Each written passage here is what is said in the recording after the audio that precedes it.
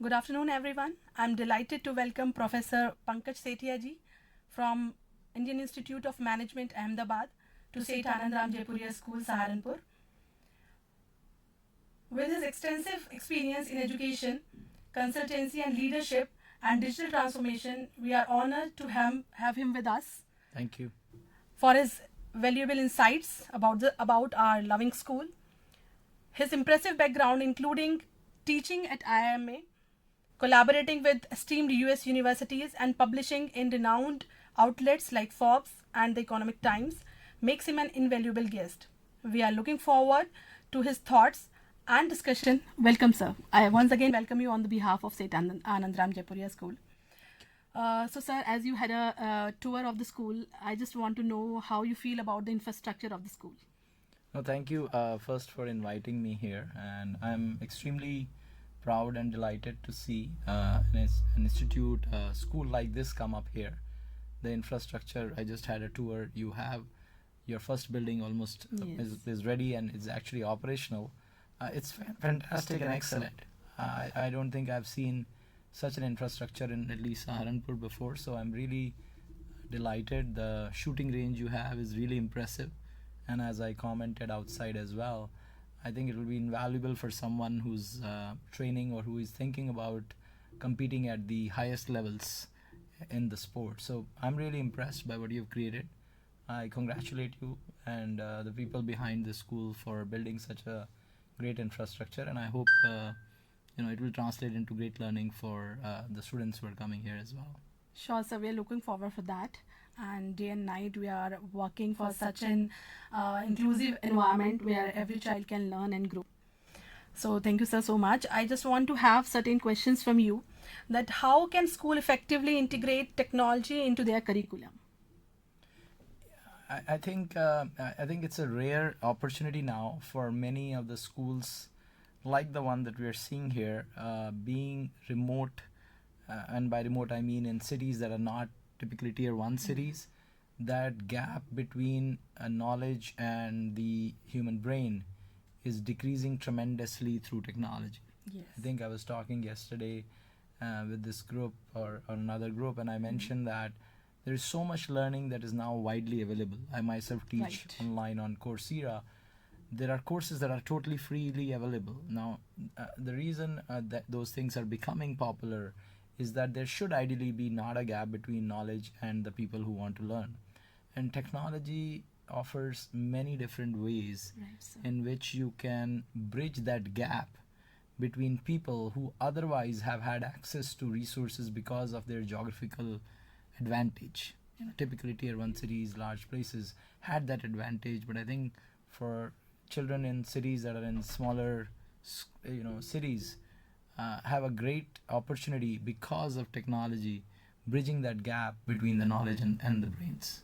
Right, sir, right. Sir, I just want to know that how an educator should come up with a balance with technology and the traditional teaching methodologies.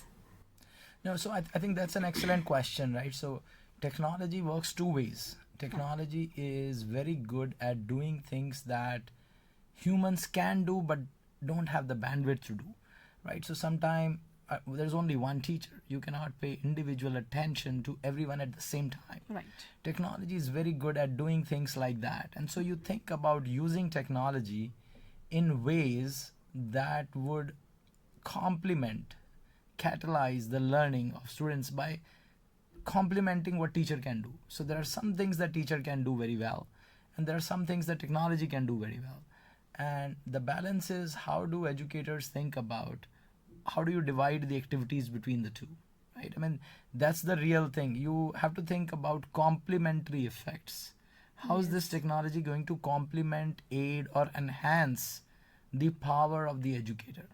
And I think that's the mindset you need to go with to be able to leverage technology, and it is done differently in different domains, but that's how you would think about it. Yes, sir, truly, I agree. And I feel that the teachers to be in the class nowadays, they are more like a facilitator, as they used to provide them love, tenderness, their care, their human touch.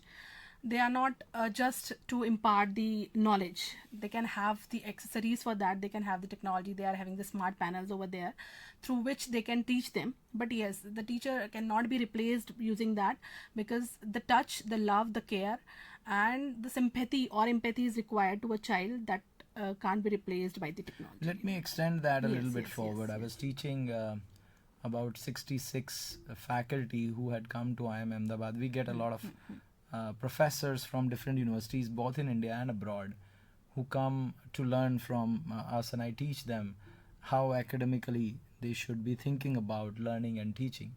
And I remember, just because I taught them last week only, one of the things I told them was that you are the people who create minds. Right. And so, yes, sympathy is part of it. Yes, empathy is part of it. Yes, everything is part of it. But remember, you are the person who will be creating the children's mind. Right. Now, you are responsible for it. So, you got to be taking care of whatever happens to them, even though technology might be providing a lot of valuable things. They may not always be right. Even the most Correct. advanced technologies today they are built on a probabilistic model, which means that they're not necessarily 100% right. They're right most of the times, but they're not necessarily 100% right, and they may not always have the correct impact on the mind. So, as a teacher, you are the custodian Yes. of the that's mind very of true. the child, and so you have to approach that profession with that mindset. Yes, because it is about nurturing and shaping the young minds Yes. as well. So true, sir. And means it's really wonderful discussion that we are having. So continuing with that, I just want to know, what strategies can school use to engage with parents and the community? What you would like to suggest? Well, I think that question varies across different Yes, schools and yes, yes, societies, right. and it varies and changes with the grade of the student, because different kids at different age groups and different parts of their career, and sometime in different phases of their life, need different types of interventions. I think what you are going to see as we go forward in the next few years is that technology would make it very much of an expectation that you would be personalizing and customizing education. And what Yes, that right. means is that in an ideal world, your strategy will be unique for every student. Now, that may not happen immediately, but what I'm saying is in the next 10 to 15 years, you might be at a place where each individual student, because of everything that is happening in the domain of AI, you might be doing a lot more personalization to the Yes. individual student themselves. Right. And so I think as you go forward and build the school, think about that. Think about, and again, starting out, you're not going to do every individual student to be different, but you can now make them in smaller groups. You can think of, well, these are the kids who are maybe good in sports, Academics, good in academics. sports. So you've got to customize your pedagogy to each of that group differently, and ultimately in the next few years, you might be doing that for individual student differently as well. I totally agree, sir, because as we are having the system of clubs as well. So this is more or less the same thing, that the students having the same interest in particular things, maybe in the literals, maybe in the drama, or in some art and craft or something like that. So they used to join that particular club and they are coming up with that. Yes. So, sir, it was a wonderful discussion that we had over here, and looking forward for your more visits so that we can be enlightened with such a beautiful things, and we could be able to learn more from you. And I again welcome you and thank you that you have visited us. Thank you Thank you so so much. much for having me, and my best wishes to you and the entire team behind it. I know many people who have spent a lot of time and put their heart and brain to it. So my good wishes to all those friends who are championing it, and best wishes to you to lead it forward. Thank you so much. Thank you. Thank you. It's all my pleasure.